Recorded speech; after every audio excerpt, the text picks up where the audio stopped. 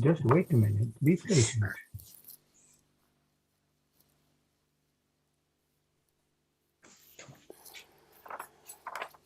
I think we're live, aren't we? You hope so. It depends how many 50p's Srinder's putting. Srinder, more 50p's, man. Bob, Yep. paddle the boat faster. Right. Okay. Okay, let's get on with it. So, no swearing, guys. No more swearing now. We're live, so no swearing. We've actually got a super celebrity. We've had to wait weeks to get this chap on. And look, he's a mortgage expert. He's been interviewed by Sky News, Daily Mail. I've forgotten the other one. There's another one somewhere there. Daily Mail. There's Evening Standard. Sorry, Evening Standard. Well done, Surinder. Good man. And now, to top it all, he's agreed to come on the Property Professional. So that's his crowning achievement. So let me welcome Bob. We're gonna have a bit of an argument and a debate here. So this is gonna be a slightly different show. So Bob, I won't call you Captain Bob just yet because our younger viewers may not understand that joke. Would you like me to introduce? Yes, please. Yeah, you might as well introduce him properly because I can't call him Captain Bob, can I? Go and Charity, off you go. Introduce him. Right, okay, so it's my pleasure to introduce Bob Singh to TPP. Now, Bob is a pragmatic, highly experienced and knowledgeable finance and real estate professional. He's owner of Chess Estate Agents, which is a residential and commercial estate agency. And he's also Chief Executive Officer of new online hybrid estate agency MyMove, which launched in September 2021. A multi-award-winning mortgage broker with nearly 42 years of finance services experience in property, lending, recovery, mortgages, mortgage compliance, commercial finance, bridging, development finance, law, tax, and general matters. He's made appearances on the BBC, LBC Radio, and many Asian TV and radio channels. And he's also been mentioned in the Daily Mail. So, Bob, are UK property prices about to crash? Haha. That's our discussion. That's the big question, isn't it? Hmm. As of yesterday or earlier on today, I would have said yes, but we don't know how much. But I think we've got to wait till the statement from Jeremy Hunt, because that could change the direction of what we see in the months to come. I think had this resignation today not happened, things might have been a bit more bleaker. But I think there's possibly some light at the end of the tunnel if the right team come on board and get to grips with the economy. It's not going to be easy. It's a bit of a runaway train. As Dill said, inflation is running away. Yeah, it's 10.1. And that's just the massaged figures, I feel, as well, because I think, over the years, the composition of the consumer price index basket has been changed to maybe reflect things that don't go up so much in price. So inflation always looks artificially low. But in reality, you go to Sainsbury's or Asda or wherever you shop, and you're not spending a lot more money to fill that basket up. Yeah, Hang on, Bob, talk about shopping, right? And this will be relevant to you. I ended up listening to the news for various reasons earlier, and I usually try not to listen to it. Apparently, they're saying even the Waitrose customers are changing their shopping habits. So if those guys are changing it, it must be dire. People like you, basically, right? Sorry, I've never been to Waitrose. Yeah, right.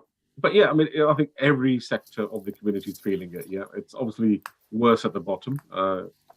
Food banks are so busy that they're really crying out for people to leave food so they can actually service their customers. But it's affecting all levels. I mean, we're feeling it because our energy bills have gone up, pretty high.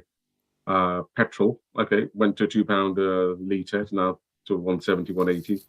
So that's made a bit of a difference, but generally, it's hurting. And the biggest hit between the legs is going to be the mortgage payments. When soon as people start to come off their fixed rates, and there's 1.9 million mortgages due to come off next year alone, those people are going to find it very tough because their payments are going to be jumping up on average £500 plus per month. And that's going to eat into their disposable income, and therefore that sort of flows into, that money is not going to flow into the economy. They're going to be cutting back on on sort of luxuries, on takeaways and that sort of thing. So, it's going to be a cycle. It will affect everyone. UK will go into a recession, there's no doubt. And just on the way here, Jeff Bezos said, batten the hatches, a recession is around the corner. So I think we will see a correction in prices, definitely. I think the figures that we see, from Rightmove and Nationwide and everything else are, not real figures. They're sort of dated. And the land registry figures are even more older.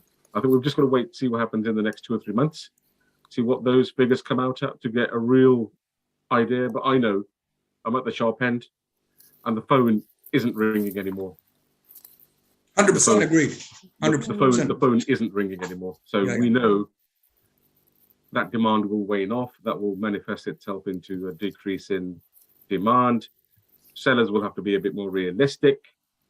And valuers are already brutal as it is, so they're going to be even more brutal and down value properties in the months to come, because they are not wanting to expose themselves too much to any lawsuits from the lenders, because they're ultimately responsible to the banks for giving accurate valuations in the event of a repossession scenario. So I think, lots of changes, a lot of moving parts happening around the country in various economies, and I think it's a bleak outlook. So thank you for the really great news, right? So as you're at the real sharp end, the real cold face. The Grim Reaper. Yeah. I mean, there was a mortgage meltdown a couple of weeks ago. We tried to get you on board. Obviously, you were busy with Sky and all the lesser media outlets. So well done for making it to the real big one, the property professionals. You finally made it, right? So anyway, those guys who are getting off fixed deals, what is the best current rate, A, for residentials and B, for buy-to-lets at the moment, right now, that they can get? Roughly. Okay, at the moment, the best deals are around, on a fixed basis, for say 5 years, they're around 5.5% to 6%. Wow. And set to go higher. Yeah. Possibly. And on the buy-to-let, they're around 6% as well. However, that's for a 5-year fix, right? That's typically for a 5-year fixed rate. The consensus within my community is that, fixed rates are good if you really want comfort and security and know where you're going to be for 5 years. But we also know the 5-year swap markets have eased slightly since Kwarteng went. Yeah. And I think today's news will help ease those swap rates even further. So I think, base rates will touch nigh on 5%. There's no doubt about that. I think the next month's rise is going to be quite significant, possibly the biggest to date. And then maybe more next year. 5% is definitely on the cards, because inflation isn't just coming down right now. So they've got to go, higher and quicker to control inflation. Otherwise, the damage is done for longer. So the Bank of England won't want to be caught napping as it's done in the last 2 years. They really should have acted a lot sooner, but they didn't. But now they're having to come in a lot harder and faster to stave and control inflation. So 5 and 6% on buy-to-lets doesn't really make any sense in the south. The yields are 4%. So if you're paying 6% on your mortgage and you're only your yield is 4%, then it doesn't make economic sense. It's not going to give you an income straight away, and it's going to be a very long-term hold for that property to even see any appreciation, given what's around the corner.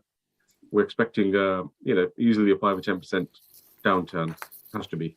Right. So you talked about a 5-year fix. What about a 2-year fix? What are they like, and what's the non-fixed rate at the moment? Okay, the 2-year rate's very similar to the 5, because all the 2, 5, 10-year swaps are pretty much identical. Okay. So there's not much difference. It's a question of how long you think you want that security for, right, before you maybe have to make another decision. So some people, don't want to know. They're not heavily geared, so they're happy to lock in for a 5-year basis. But if you're really nervous and if you think, or if you're of the mindset that rates are going to drop in 2 years, then people are going for a 2-year rate. But the interesting thing is, fixed rates are quite high, 5.5, 6, whereas the tracker rates are 3, 3.5. Okay, so there's a difference between the fixed rates, 2 to 5 years are the same, and the there's trackers are lower. there's almost a 3% differential between the discount and tracker rates versus the fixed rate. So if you think that, I'll take the discount and I'll take my chances, base rate or the lender's variable rate has to rise by 3% for you to be any worse off, or to be equal to what you would have taken on the fixed rate equivalent. So if it takes you 18 months to reach 6% on your variable, then you've really benefited by that period of time, haven't you, really? And I don't think they're going to go beyond 6. That's going to be suicidal for UK PLC, if rates are 6%, because the payment shock will be so severe from somebody coming off a 1% 5-year fixed rate and going up to 6. That's going to kill them. Well, So yeah, sometimes literally. This pain isn't going to go away overnight. Yeah. Bob, you said the phones have stopped ringing. Explain what you mean by that. I mean, So have they you literally stopped ringing? If they have, then the market should be dropping now. could you repeat the question, Surinder? You said your phones have stopped ringing. What do you mean by that? What do you mean by the phones have stopped ringing in your business? In Oh, sorry. I've got this hearing issue. I don't know what it is. I think it's nervousness. I think people are waiting for the political landscape to stabilize. They definitely are spooked by the rates. Yeah. And we've got purchases that are going through at the old rates. So, there's going to be thousands and thousands of mortgages so keen to complete on the old rates, because if those mortgage offers expire, the new rate's going to be double and treble what they had on offer from the lender. So, in the coming months, there's going to be an awful lot of pressure on solicitors to complete those early deals. Otherwise, lenders won't be renewing those offers, very easily. So I think, but to buy a buy-to-let property now, I think you really need a very good reason to do it. Yes, if you have to buy to live in and it's all affordable, and if you can afford 6%, great. You've got to go ahead with that transaction. But any unnecessary purchase, I think, needs a second thought. Good advice. So, am I right in thinking that the buy-to-let mortgages were stress tested at 5.5% up until now? Is that right? Yep, 5.5. Yeah, 5.5. But residential homes weren't stress tested, were they? They were. Okay, and what level were they stress tested at? 7%. Oh, okay. So previously, when people bought housing to live in, their personal residential, their stress test was at 7%. Yeah, the FCA had given this sort of edict to lenders to say, look, they've got to be able to afford at 7% for you to lend that money. Yeah. Now that stress test was taken away by the FCA, but the lenders have still kept it in place. Oh, okay. So it's not compulsory. It used to be done. And when did it get taken away? About 2 months back. Oh, okay. Well, that's a bit silly, wasn't it? Right. Yeah. But again, nobody saw this coming. So, even the FCA, had they known this was going to happen, wouldn't have taken away that stress test calculation as a mandatory feature of underwriting. But now it's a voluntary feature of underwriting. So residential tests are at 7. So, it still means people can afford mortgages, but they're having to pay a lot more for it, even though they might not be happy about it. But the buy-to-lets are the killers. Stress tests have gone from 5.5% to 8.5% in some cases. Oh, wow. Yeah. And 145% of that, if it's a HMO, 175%. That's not across the board, but there are certain lenders who really don't really want the business, to be frank. They've raised the rates, they've raised the bar. They'd rather catch up with the old cases and try and get those through, rather than be inundated with business at what were really artificially low rates for the last 12, 13 years. Yeah, so that came about because of the 2008 fiasco. We should have gone into a recession. They thought they'd manage it by lowering the rates, but now we're going to end up paying for it. I don't know how bad it's going to be, right? It will be bad. We're not going to see those rates again. Okay. Well, Yeah, yes, we're not going to yeah. see the rates again. What do you No. think they're going to peak at the moment? I think we'll be sort of going back to the 25-year average of around 4.5%, 5%. And that's the bank rate, or is that the borrowing rate? That's the mortgage rate. So Okay. people will pay around that. So base rate will hover around 3.5%, 4%. Okay. So yeah, that makes sense. Yeah, Yep. but I can't Lots see of- I can't see 1% or 0.1% base Mm. coming back. That was obviously silly, right? It was silly, but inflation was so low, so they could do it. But now inflation is 10.1, going to go to 12, 13 or whatever. Oh, And Charanjit, you had a question? Yeah, I was just going to say, Bob, what do you think the forecast is for next year in terms of the rates? Any ideas? I mean, given that inflation is still yeah, upward. well, the consensus is base rate will be 5 something. Okay, so It was 6 before Kwarteng left. okay, So it's gone better. So I think that's what I'm saying. Wait till 31st, to wait till the fiscal statement from Jeremy Hunt. If that's good, if the market receives that well, that will have an impact on the swap rates, you know, the 5 and the 10-year products.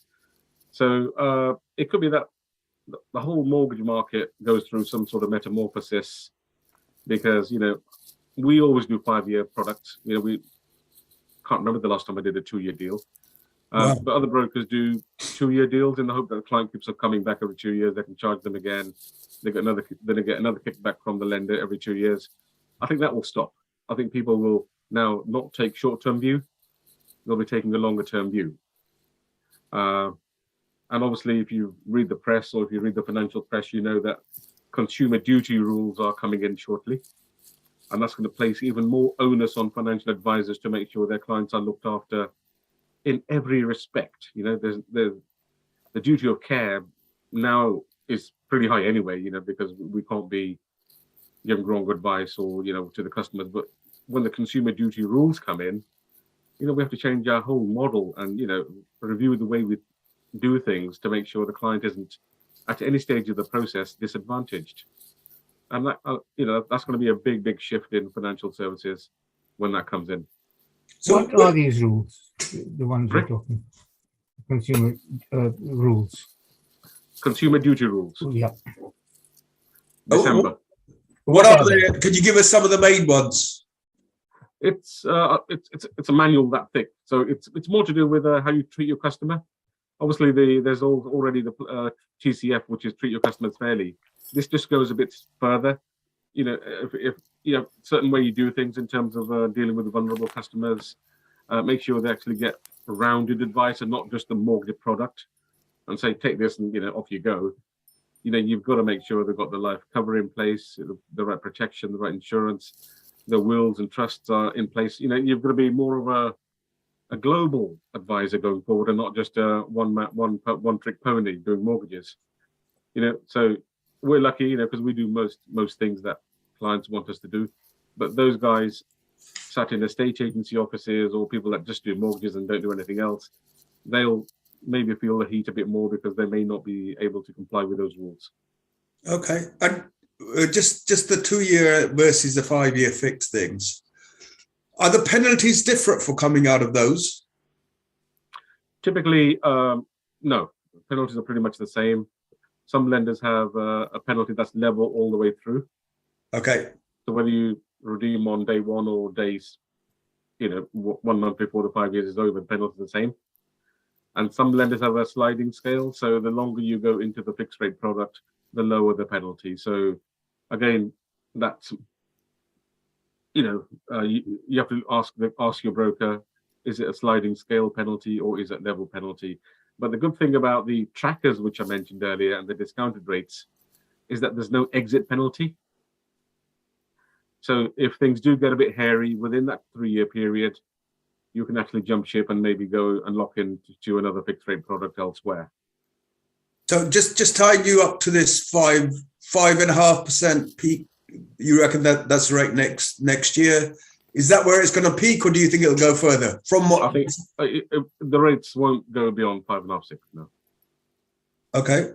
Yeah, I know some people are talking about 7, 8, but no, that won't happen, given what's happening on the swap rate markets. And if the new government to be, should I say, whoever comes in as leader gets their act together, then yeah, that'll be good news, I think, for the markets. I think that'll be well received. I haven't seen what the pounds have done since Liz Truss resigned, but I guess that will have edged up slightly in confidence.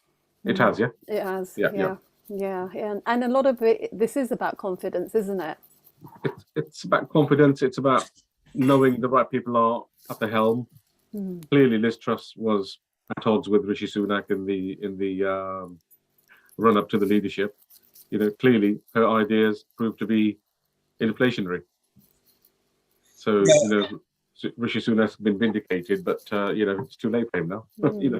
And what about the impact on first-time buyers of what's happening? Really, really feel sorry for them. They are going to have it pretty bad because the Help to Buy scheme's finishing in March, but the last applications are this month. So if you're not in by now, you can forget you Help to Buy. So they're not going to get any financial assistance going forward until a new scheme is launched, and there's nothing proposed as we speak. So Bank of Mom and Dad is going to be very, very important in the months coming ahead. Plus affordability, right? If interest rates are higher, then if affordability is, as I've said, the calculations are done at 7, so they probably will get their loan, but the payments will be eating so much more into their take-home salary. It's not really going to leave them enough to live off and pay the bills comfortably, because lenders are factoring in ancillary costs as well. It's not just the mortgage product cost they factor in, the bills, the traveling, the eating, the children, all those factors get fed into the computer in the back end for a maximum loan sort of qualification. So we know that's dropping. We know 5.5, 6 was possible before all this, but now if you get 4.5, you're lucky. So Bob, just to clarify, you're not saying eat your children as a way of getting rid of double expenses, are you? Eat your children. No. Right. I'm not. I love kids, but I couldn't eat the whole one. Yeah. No, okay, all right. Look, so just going back to first-time buyers. Yeah. Do you think this shock in interest rates might be a silver lining in that? I remember sitting on webinars early 2020 when the rates were being sort of put to the floor, stamp duty to the floor. And they were saying, we've seen this kind of, I was going to swear in it there. We've seen this kind of stuff going on before where the Maris got withdrawn, stamp duty holidays, it puts an artificial bubble, and we're going to come back and regret this, which is what's going to happen now, right? So for first-time buyers, because the rates are now going to be projected at realistic and it's been such a shock, do you think that's going to affect the prices so that it'll make properties more affordable in terms of the amount of the price they have to pay for a property, the drop in the price?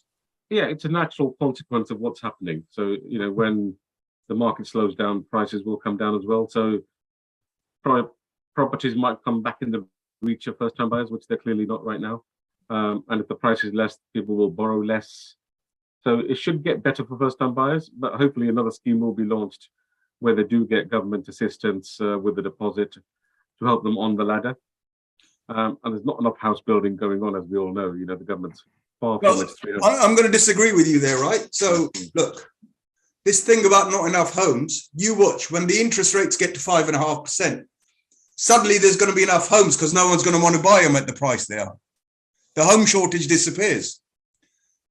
I've seen this in previous recessions. Yeah, demand will wane off, and and obviously then people may not want those houses anymore. Particularly if they're overpriced. And when you buy a new home, you pay a premium for it. So, and given what the market is predicting, which is a bit of a come down, then if you borrow 95% during these times, you probably will be in negative equity in 18 months. So when you say a bit of a come down, come on, man, put some figures on it. How far from the peak, let's say when Truss got into the office, if that's at 100%, how far is it going to fall to the bottom? Make a prediction and put a pound bet on it. Yeah, I know it's a tough question, but I mean, my feeling is 10%. 10%? Can I come back on that demand issue you were saying? Yeah. If people are not buying houses, we're not getting a reduction in our population. They'll have to go for rented accommodation. The demand for houses is not going to decrease just because the interest rates have gone up. No, it does. It does not. Surinder, think about it, right? So it's based on affordability, Surinder. You know, if you can't afford to buy the house that you wanted to buy, you're not going to buy it. No, but So- you're going to go and rent somewhere. So there's going Yeah. to be demand for Yeah, I mean, there'll be a geographical shift because you know, in my neck of the woods, a house is what 500K. It's not first time buyer territory. So we are regularly seeing people travel up to Luton, Hemel, Newport Pagnell, beyond, happy to travel into work just to get a house around the 250 level. Mhm. So I think whilst you know rates are going to be expensive and people can't buy in the areas that maybe you know in London, I think the rest of the country will still see some activity, but I think where prices are high, it's not going to happen. Yeah, and don't forget, we've got this thing called Zoom that sparked off in the last 2 years, which means people were looking at commuting 1 to 2 days a week rather than 5 days, which Yeah. makes, like Yeah, you working- said, further working off, from home, living yeah. further afield much more feasible.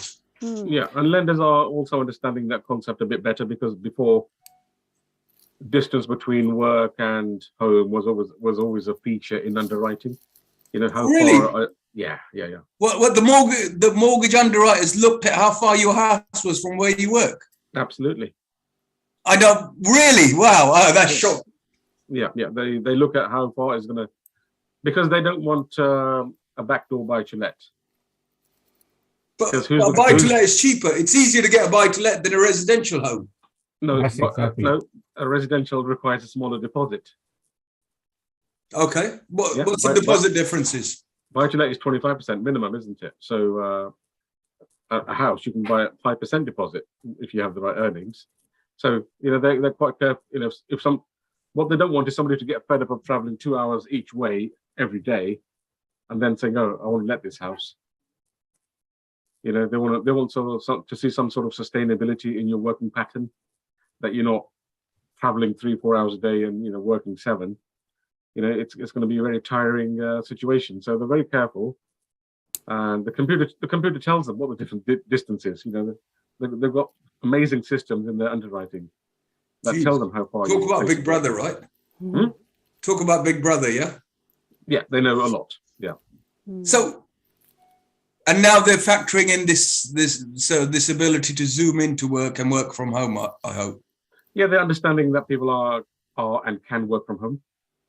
Oh, So okay. you know that these days we can do long distance home buying. You know, we have some lenders that don't really bat an eyelid, even if it's 150 miles away. So you know, again, that's our knowledge as to which lenders are a bit more flexible on distance and which are not. So, and those that will actually pick it up and say no, it's too far. Wow. Bob, coming back to this question of recession, which, well, we say is impending, it's not here as yet. How long do you think it will last? The recession will last. My feeling is 2 years. Yeah. 2 years. So Agreed. we have a period of 2 2 years years, yeah. of dropping things prices. These things are like oil tankers; they don't turn around overnight. It does take time for the inflation figures to feed in, the property prices to feed in, and then if it all goes in the right direction, yeah, I think within 18 months, 2 years, we should be able to see low interest rates again, and then the economy can, you know, sort of start moving on again. So But- let me. You go on. Sorry, let you finish Yeah. first. And don't forget, the election is in 2 years, so That's whichever right. That is whichever exactly my point. leader now comes has a very big task to make sure, you know, their party stands to win. So they're going to do everything in their power to actually turn the economy around and show people that they can manage the economy. Otherwise, the Tories won't come in next election. I don't think they're coming in anyway, mate. Don't matter who they bring on. I think people, you know, if they see this progress and things are better than what they've seen in the last year, you know, they may well still do that.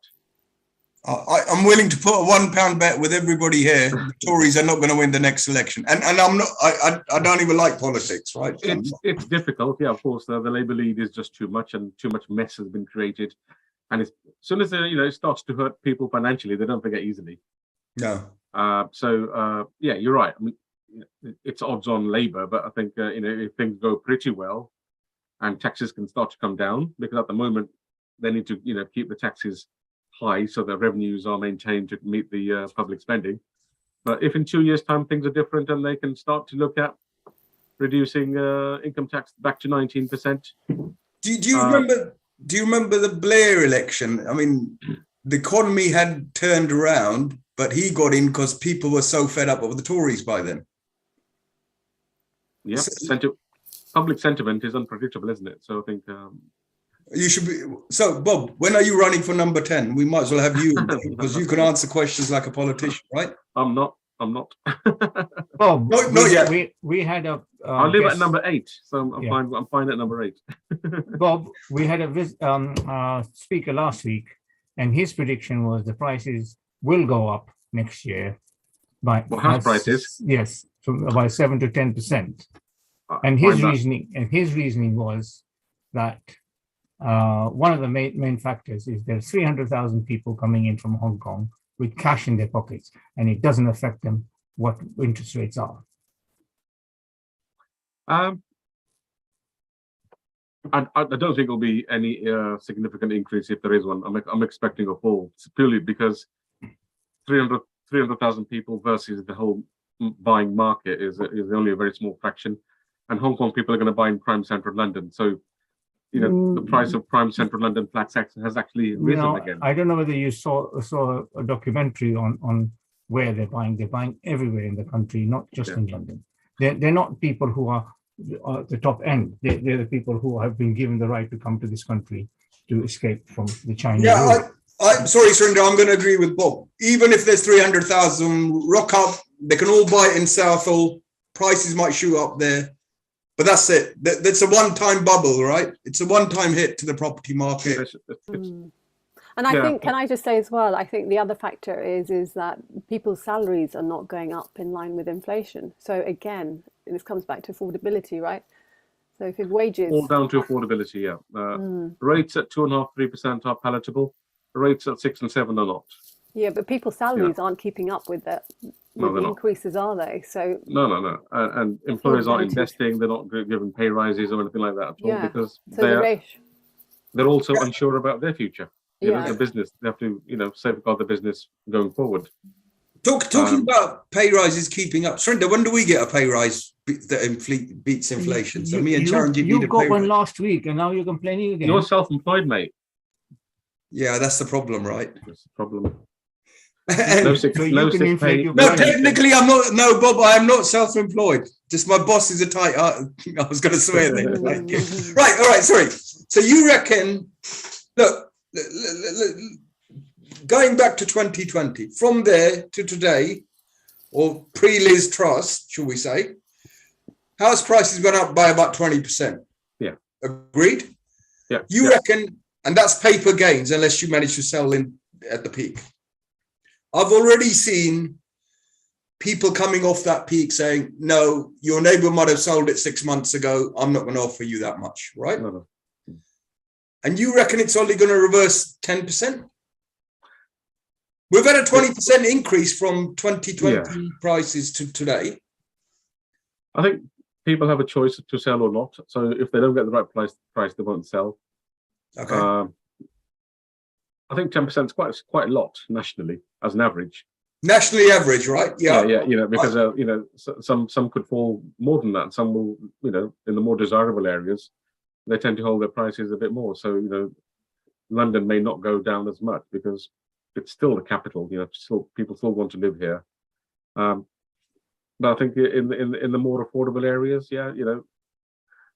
where the local economy isn't as strong or employment isn't as strong, those sort of areas are quite vulnerable. And we've got strikes around the corner. I've got one there. There's going to be a lot of disruption coming, and that is not a good sign for the coming winter. Yeah, I'm going on strike next week. Are you? Good. Okay. Where are you going? Well, I've got to tell you, soon I'm not going to be here next week, so I'm going on strike next week. So, Right. but, You're not postman, are you? hey? No, they're around the corner. You might hear the horns. They're having a strike around the corner from me. So look, So you reckon it's going to be a 10% drop in the property market, 2-year kick, and how long after these things? And I'm guessing this is your 4th recession you've seen, right? I can't remember now, but I've been through a lot. Yeah. Yeah. So this is probably your 4th one, if the numbers tie up. And I was talking to Surinder earlier before you got here. So I said, yeah, recessions are usually 18 months, 2 years downwards. How long do you think the recovery trajectory is? I believe it's about 3 years. What's your view on that? Trajectory before we come out of the recession? Now, from the bottom of the recession, before people realize that we're out of the recession, how long? What period? No, I mean, the different schools of thought here, because these things tend to snowball. So once a recession starts, it becomes a self-fulfilling prophecy, and it can get really bad. And to come out of it can take a long time. So 3 years is not unreasonable, but it will all be underpinned by inflation and interest rates. As long as they're good, it's going to be fine. The saving grace with the UK PLC is that employment is still high. There's lots of vacancies. That's because of Brexit, right? Yeah, that's because of Brexit, because everybody left to go to Europe. So they said, we don't want to be here if you don't want us. A lot of vacancies. If people want the jobs, they are there. But they pay rubbish money. They pay rubbish money, so people don't do them, and they'd rather stay on benefits. No comment on that one. Yeah, so I think it needs a complete overhaul. Benefits are there for the unfortunate. We all can fall sick or have accidents, and but those people that rely on them because that's their way of life, that's where maybe some sort of review is required. Well, Bob, you say that if the employers paid the right amount of money for people to leave, they wouldn't be on benefits. I agree with both of you there. You see, because a lot of businesses can't afford to pay £15 an hour. If they can't afford to, then those people who can't afford to buy their food, how are they supposed to starve? Well, unless you have prescriptive minimum living wages and things like that coming in, which will be sort of anti-industry, and it's anti-Tory, so that's a Labour policy. No, we're not talking about politics here. It is basic humanity. If people are not paid enough to live on, it is not going to work. What you're really saying is, you can exploit anybody and anyhow you like. You can make the money. The rest can just let's look at it differently, right? I do agree with what you're saying, but I have a different view on this. So, if you pay a higher rate or a higher wage rate, you're going to get encouraged to take on more productivity measures. So you're going to invest in productivity tools, right? If someone costs you £10 an hour, maybe that's a low example. If you're going to pay someone £15 an hour, you're going to make sure they're more productive. So you're going to invest in the equipment and the tools they use, whether that's manual tools or IT training or however it is. So, and having higher minimum wages can be a good thing, i.e. it makes you think about how you're going to invest in productivity, making your staff more productive. I'm not talking about minimum wages or anything else. I'm talking about you can increase your prices. You can increase your prices, but then you become uncompetitive, and then there's a risk of business failure because the biggest cost is going to be staff wages. Which in our capitalist society means if you can't pay the wages your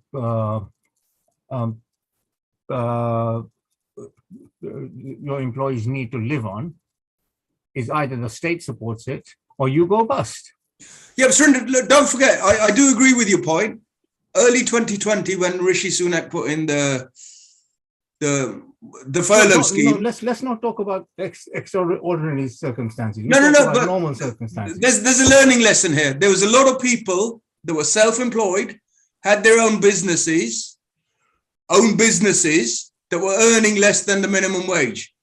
If you've got a business that either pays you less than a minimum wage or your staff, you want to think about if that business needs to be there. That's it. That's what I'm exactly trying to get at. That if these businesses can't afford, then it's not a viable business. I have to agree with you there. And Bob, sorry, mate, you're going to lose on that one. And also, a lot of these businesses were given free money, weren't they, during the last 2 years? They were, but I Like, they mean, were given. just to sort of finish off my point, I mean, not everybody on benefits is sitting at home. A lot of them do work as well. Yeah, So that's the benefits my are a point. supplement to that, are a supplement to that income. So And why should a taxpayer have to supplement an employer getting a employee to work for him? Bob, when you say a lot of these people work as well, you're not talking about unofficial work, you're talking about legal work. legal work. So they're allowed to work and get. They're allowed to work, yeah, and obviously if there's a gap in their, gap in their needs, Universal Credit does provide them with assistance towards bills and rents and that sort of thing. Yeah, So that's my point. Why should the state have to supplement an employer to have his employees? yeah, because a lot of these people can't work full time. Surrender. They've got kids. They have to work around schools, so their income can never be as good as Well, yes, full-time- one full-time partner worker. maybe, not the two partners. If there is only one partner, then it's the kids and things. That's another duty of the state to look after that. Everything is being put on the state, and yet the employers Be- are be- be- getting away with paying. Yeah, but that's because the state has provided those benefits, and then I can't see any employer who would tolerate a 50% increase in their wage bill and survive. So Well, the government's got a fine balance between. it's supposed to be wanting to help. It's supposed to be survival of the fittest, isn't it? No, In the come on, capitalist sir. society? It's not survival of the fittest. You wouldn't be here if it was, right? Well, I wouldn't be here, yeah, but No, I mean, the thing is, I mean, I don't think me and Bob would be here either, actually, if it was I mean, survival of the fittest. Yeah, I mean, life is tough, Surinder. I mean, Yeah. you can't expect the best in life by sitting on your backside. You've got to go out there, retrain, educate, make the effort. no, I'd like to these sit at people- home all day and these just claim people benefits. who are but I don't. getting benefits are not sitting on their backside. They're Not sometimes all of working them. 2 or 3 jobs. I know many who are, Surinder. Well, there are Yeah. there's not. It's not. Yeah. That's not the rule of all of it. Oh, no, Surinder, hang on. You're not going to get away with that left-wing nonsense, right? You can't say Pardon? it's the exception. You have to give the numbers. And when That's what I'm asking Bob. when Universal Credit comes in fully in 2024, we will know the figures. And that's another point that's going to come around. There's a lot of large employers that deliberately hire part-time staff that is subsidized by the state. That's got to be wrong, yeah? If the job is part-time, it's better than nothing, isn't it? Well, yeah, I mean, I think Brown started this thing off because his Yeah. intention was to get people into work so they can move themselves along the economic ladder. Yeah. Just imagine all the benefits stopping. What would happen in the UK tomorrow? Civil warfare. Civil warfare, yeah. Yeah. I think that's already going on at number 10, isn't it? Can I just change the subject to talking about the recession again? Yeah, why don't you bring the tone? What is really fun? Go for it. So, Bob, I just wondered what your view was, because yes, we're going into a recession, but in previous recessions, we didn't have as much debt as there is in the economy right now with all the money they've printed. So that's a bit of a concern in terms of how deep the recession is and how long. Do you think that's, a fact? Yeah, I mean, a factor? Governments deal in billions and trillions. Yeah.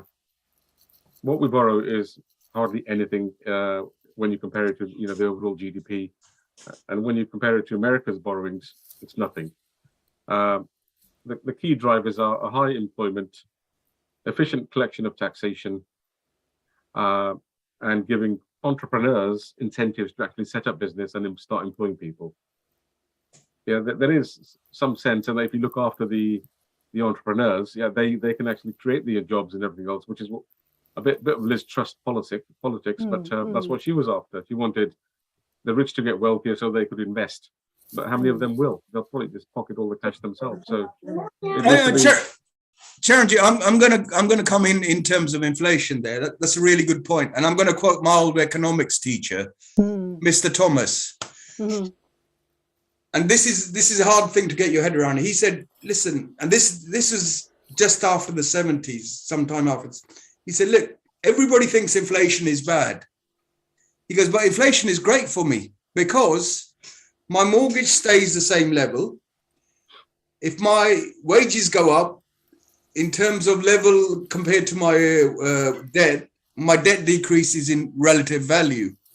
House prices go up, your debts go down as a portion of how you earn. So inflation isn't bad. And I'm suspecting the government's deliberately put some inflation in because that's how you erode national debt. You know, you've got 2 years of 10% inflation. Suddenly, in 2 years' time, your debt's gone down 20% in real value. Dale, you missed out one aspect of it. Go on. Interest rates going up.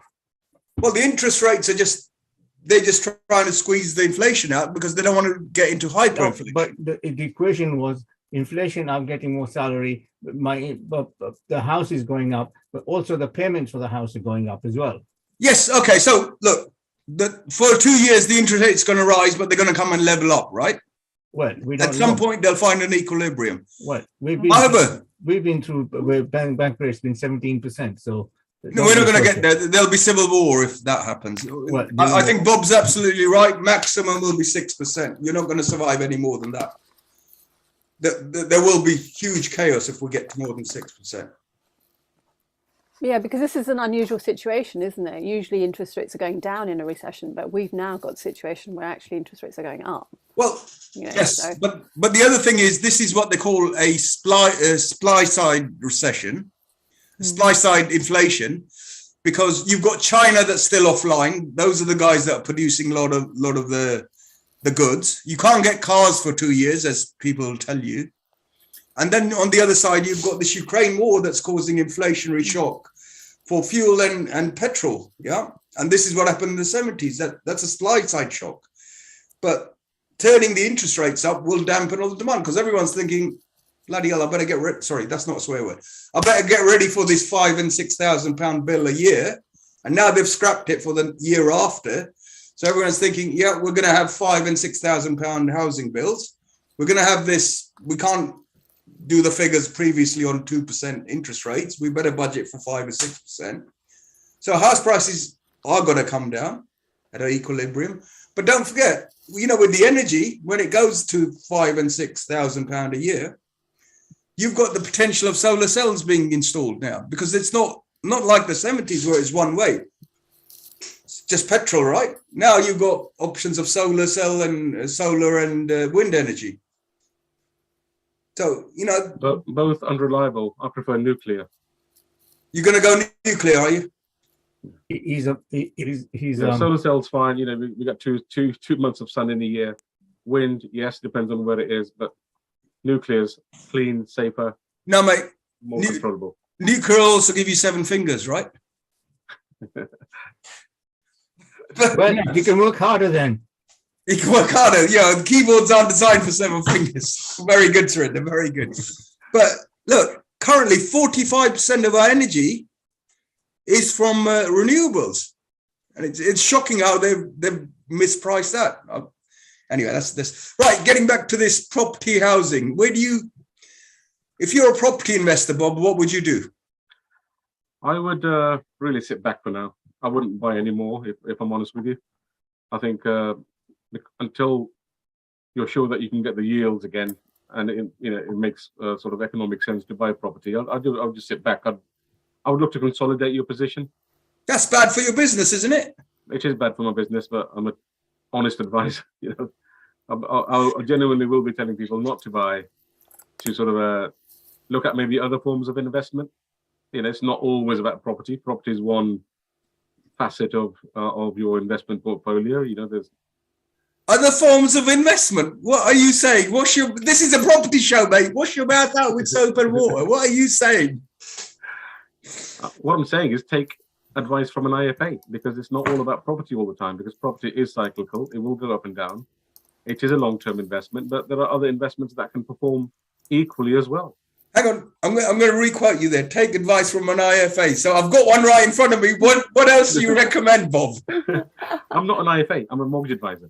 I'm talking about people who advise on stocks and shares and everything else like that, and venture capital trusts and enterprise investment schemes. Oh no, man! The clever stuff. I think I think it's time to diversify, right? Is that what they call it? I Diversification. think it is. Yeah, I think this is probably a lesson for most people that have maybe heavily geared themselves and taken on too much debt. And as soon as they come off those lovely 1% and 2% rates and start paying 6%, it will hurt. So, Bob, on that point, you've obviously lived through a few recessions, probably one or two more than me, right? No comment. Yeah. How do I explain? So, yes, when things go pear-shaped, it looks bleak.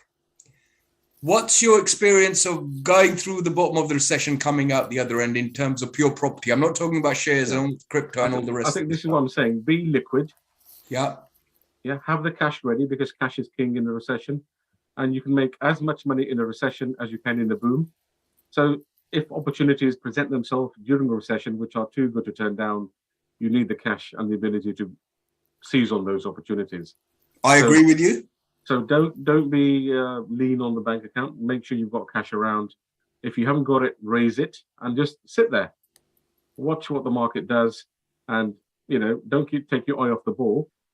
Keep watching, see how the monthly figures are, see how inflation and the forward swap markets are doing in terms of rates, and just wait for that opportunity, because the first signs of nervousness is auction results. If you look at the recent auctions, things weren't selling as well. Very, very few lots sold, and that's normally the first indication that the professional investment market is a bit nervous as well. So that's a great point, and I'm glad you brought it. So you, as an estate agent, watching and what you're saying is, and you've said this previously on our programs, 1 in 3 properties don't sell at estate agents. Is that right? The same person, 1 in 3 properties listed by the same agent isn't sold by the same agent. It goes to somebody else. It goes through sort of 2 or 3 cycles. By that, 3 cycles of estate agents. It can do. Yeah. And whereas auctions have an immediate, give you an immediate snapshot of what the market's doing. Yeah. Yeah. Because that people are buying for investment purposes. They want to make money on it. So if they get cold feet saying, hang on, if I buy this at this price and I spend that much on refurbishing it, am I really going to get my price, or is there going to be a demand at 6% interest rates to buy my investment? Yeah. If I'm looking to do a flip, is it worth it? Is it worth it? Is it worth the hassle to refurb it? And is it worth the hassle if I'm going to have to pay 6% on my buy to let to keep it going? Yeah. So you've obviously been learning lessons of your great auctioneer friend, right? Yes. Did you get him on the show as well? Will do, yeah. Yeah, no, he'll be a great guy to have on the show because he understands auction. Now, the other thing you just said there, I'm just going to pick up if you've got a couple of minutes. Raise capital and wait for the opportunity. So are you saying if you've got room in your portfolio, be brave, raise cash and get ready for a buying opportunity? Yeah, if that's your game plan, if you're looking to make further acquisitions, a good time to do it is in a recession. Yeah. Because there will be a lot of distressed sales. There will be repossessions coming around when people can't afford to pay their mortgages anymore. Unfortunately, yes. That's what I'm saying. Let's wait until the autumn statement, because there might be some incentives or government schemes that will help kickstart or maintain the property market momentum. So let's not make any hasty forecasts right now before we hear what their plans are. So wait for Halloween.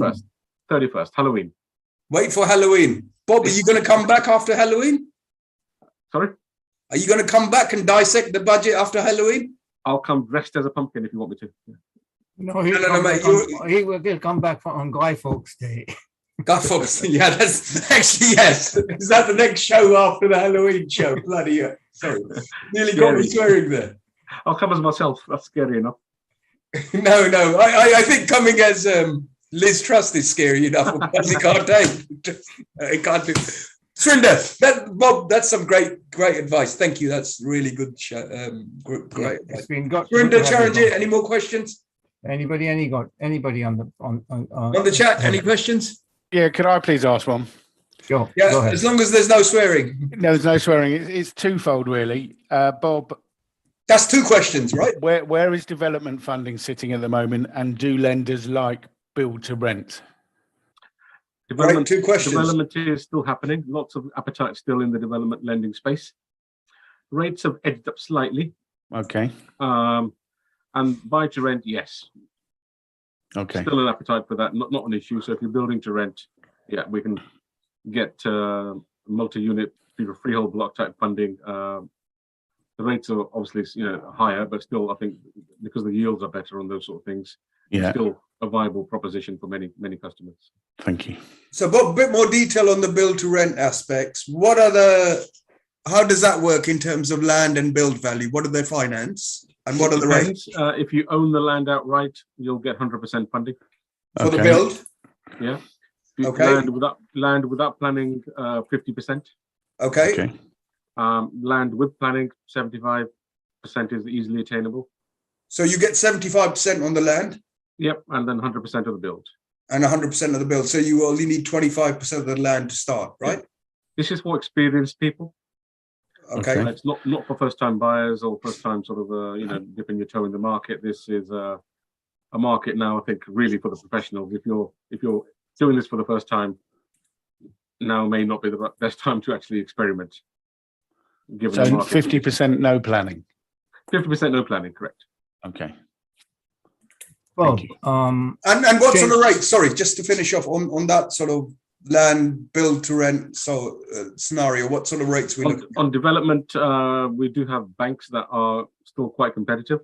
The specialist lenders are coming in at about 0.7, 0.8 a month. Okay. 0.8 a month? So it's what, 9.6 over a year? Yeah, just call it 10. Yeah. 10. Okay. Yeah. changing the topic a bit. No, We have what's the we have commercial market? banks that were doing it at 6% pre mess up. Oh, really? Yeah. So we had banks Wow. that were doing development funding at 6%. So again, it depends very much on the caliber of the individual, the Okay. quality of the development and location, and the perceived demand for the rental in that area, which hopefully Okay. should be good anywhere. Yeah. Julian, And- great question. You could come back on next week's show as well. Thank you. Is RBS in that market? RBS, so I don't deal with RBS, but there are some overseas banks that we deal with that are in that market. Yeah. Okay. Stay clear of RBS. They're not very good. No, I only ask RBS because I've done a lot of care home development with RBS. What sort of level of developments do you do, if you don't mind us asking? Well, I don't do anything at the moment, but I've done a lot of new build care homes. And how long ago was that? My last one was finished in 17.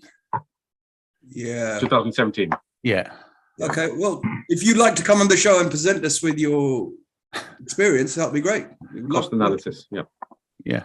We'd love to learn about that. No, that's great question, Julian. Surinder, Okay. before I rudely interrupted. Yes, I just want to change the topic. In commercial market, what's that like? Yeah. Commercial lending is still there. Loan to values have always been pretty low compared to the buy to let market at sort of 60, 65%, but I would say work on 50% to be safe. But is it 50% of the purchase or the valuation? Of the purchase price. The banks go by the lower of the purchase price or the valuation. Mhm, Okay. Bridging lenders work on valuation. mhm. Commercial lenders work on the lower of purchase price or valuation. And how long before you can revalue a commercial to get your more money out? Depends which lender, but allows 6 to 12 months. Okay, great. Bridging's silly money at the moment, isn't it? Mhm. Bridging, yeah, I mean, Yeah. I'm just doing one at sort of 0.6, 0.7, which is not bad given the state of the market. Do you deal with Aspen? Sorry? Do you deal with Aspen much? Aspect, no, we don't do aspect. Okay. I was Aspect quoted to Aspen. 0.75 the other day, but when you add all their fees and charges, it works out at 6. Yeah, well, the typical lending is 2% fees, then you've got the solicitor's fee, valuation fee. Yeah. And if they've got fees for their QS to come in, you need to factor all those in, obviously, into the overall picture. So, Julian, did you say it's 0.75% a month, but it works out at 6? Sorry. I think when you add in, it was 45 grand's worth of charges. Oh, So okay. It sort of Wow. worked out at 6. I mean, I'm not a good numbers person, but my banker friend told me that's what it was. Well, so that's £45,000 worth of extra charges. I think so. Yeah. Let me have a look. See if I And can what find sort it. of loan were you looking at once? Well, it's on an HMO, so it had to be 50%, I think. Wow, that's crazy money, right? It is, yeah. Yeah. So be careful of that. It's the total amount of cost you pay. No, great comment there. Surinder, any more questions for? Well, it's been a very, very interesting and insightful session. Bob, Thank got you, one Bob. more question before Surinder shuts us off. Yeah, go on. When are you running for number 10? I left the Tory party, so no chance now. Don't worry, they'll take anybody. They're desperate, mate. They haven't got enough. I'm an atheist now. I don't belong to any party. So. They don't care. They just want to win an election. Let's put you on, Captain Bob, right? Come on, mate. You got to have a go. Yeah. Okay. You convince him in your time. I'll work on. I'll work I will on say it. thank you to him for being. I'll get your here. vote anyway. You'll get my vote, 100%. Right, Surinder. Yeah. Well, thank you I very welcome Captain Bob persuading him to run for election. much. Do we have any other questions from anybody else apart from the panel? Nope. Okay. Anyway, so thanks very much for everybody coming on, and thank you, Bob, for your Thanks, Bob. thing. And, Always a pleasure, Surinder. Always a pleasure. and We'll so- see you on Halloween. We'll see you on Guy Fawkes, right? Bring your effigy. I've actually got a Dracula outfit. Oh, well, that's for Halloween. That's not for Yeah, I've got a Guy Dracula Fawkes. outfit. I'll wear Actually, that one. why don't you bring it on the 3rd of November? Come back and analyse the budget. Statement. That'd be good. Yeah, don't mind. Yeah. okay. Surinder, thanks, don't Bob. forget, I'm on strike next week. Why? So we don't need to talk about it then. So just I'm on I'll a do pay that. rise. so you want a pay rise? Yeah, What do you want? To just pay say, rise. just name the figure. Well, okay. Don't we have to have a negotiation off the record? No, you tell me the figure. What, and £5 we'll- an hour? £5 Yeah. an hour is fair enough. Yeah, that's No, I fine. want more 50p's. I haven't got enough. I keep running out of them. I'll tell you what. I'll give you £5 for that. Okay? Oh, How's that? 10 Okay, times come on, man. inflation. We can't do a negotiation on the air. We've got to do a private negotiation. Fair enough. I'm Okay. still going on strike next week. Okay. And then I'll see Bob next week after next in his Dracula costume when he analyses the budget statement. Fair enough. That's good. Thank you, Bob. All right, Really, thanks. really great insight. Thanks, Bob. Well, thank you for sharing your knowledge, your insight, your Yeah. 21 years worth of experience. 42. Come on, man, play the game. You can't say things like this. It's supposed to age downwards, not upwards. 1980, I joined the bank. That's before they had mobile phones, right? 1976, I bought my first property. The phones were that big, you know, those brick ones. No, well, I had the one before that. Oh, before that, the Yeah. carry case. That's right. Yeah. Okay, I didn't get Bob. my Bob, first phone final wasn't- question, honest question. Go for it. Should they have kept Boris? Definitely not, in my opinion. I like Boris, right? I'm not a political guy. I like I like like Boris, the but guy. the He's, turmoil behind the he's- scenes he's is thrown terrible. his name into the hat. Yeah. if they bring him back, they're going to get slaughtered at the next election. That's my prediction. If he becomes prime minister now, A leopard doesn't change his spots. So I think unless they're prepared for more bad news, no. no, We they need should- a pair of hands. We need Rishi Sunak. I think he's the man for the job right now. yeah. Possibly Really? Penny Mordaunt. She's quite good. I think she's capable. The problems behind the scenes, though, everyone needs to get behind them, don't they? Yeah. But I think Rishi's kept too quiet for my liking. He's not really made any comments at all, has he? Well, no, he caused enough trouble against Boris, didn't he? And that's what's going to hold him back.